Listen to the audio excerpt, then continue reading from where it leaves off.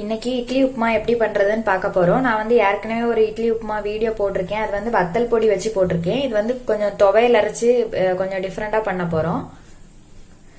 அதுக்கு நான் இன்னைக்கு ஒரு 6-7 போல ராகி இட்லி உதிர்த்து வச்சிருக்கேன். இது வந்து ஃப்ரீசர்ல வச்சுட்டா ஒரு 4 மணி நேரம் 5 மணி நேரம் ஃப்ரீசர்ல வச்சிருந்தா இந்த அளவுக்கு நல்ல நைஸா உதிர்ந்து வந்துடும்.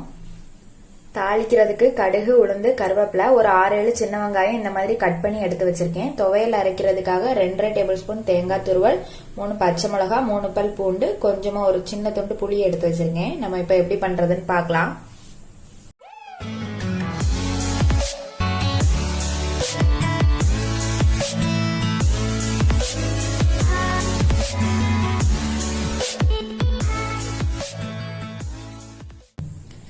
ஃபர்ஸ்ட் துவையல் அரைச்சிக்கலாம். ஜார்ல தேங்காய் துருவல், பச்சை மிளகா, புளி, பூண்டு போட்டிருக்கேன். இப்ப இது கூட கொஞ்சமா உப்பு சேர்த்துக்கலாம்.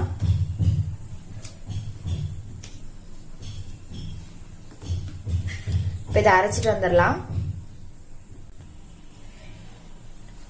அரைச்சிட்டு வந்தாச்சு. இப்ப தாளிச்சுக்கலாம். தாளிக்கிறதுக்கு எண்ணெய் விட்டுருக்கேன். இப்ப இதுல வந்து கடுகு, உளுந்து போட்டுக்கலாம்.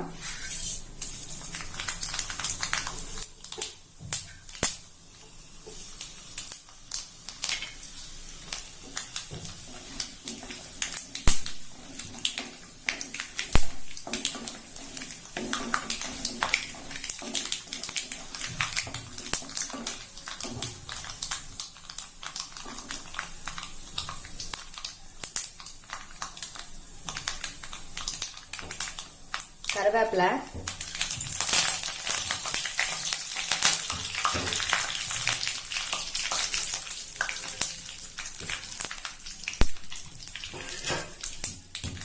சின்ன வெங்காயம்,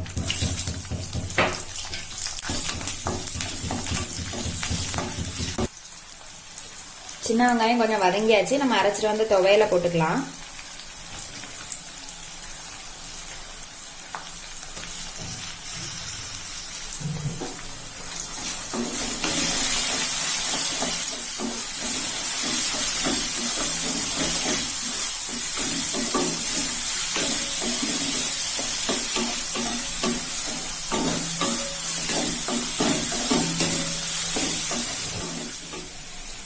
துவையல் போட்டு 2 நிமிஷம் வதக்குனதுக்கு அப்புறமா இட்லியை கொட்டிக்கலாம்.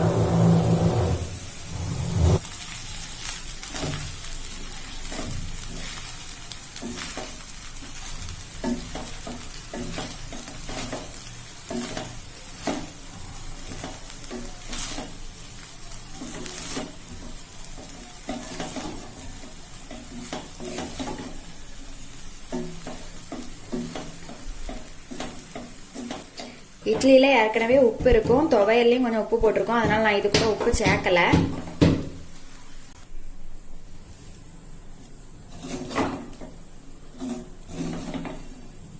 ஒரு 2 நிமிஷம் கிளறி விட்டா போதும். இது ரெடி ஆயிடுச்சு. துவையலோட பச்சை வடையும் போயாச்சு. இதுவும் ரெடி ஆயிடுச்சு. இப்ப லாஸ்டா தேங்காய் எண்ணெய் விட்டுக்கலாம்.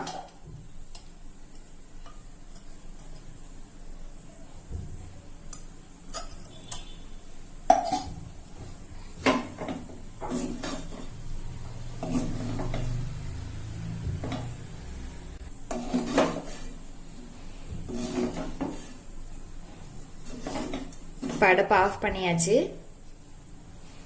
இட்லி உப்புமா ரெடி ஆயிடுச்சு. இது மாதிரி நீங்களும் செஞ்சு பாருங்க. செஞ்சு பார்த்துட்டு எப்படி இருக்குதுன்னு சொல்லி கமெண்ட்ல சொல்லுங்க.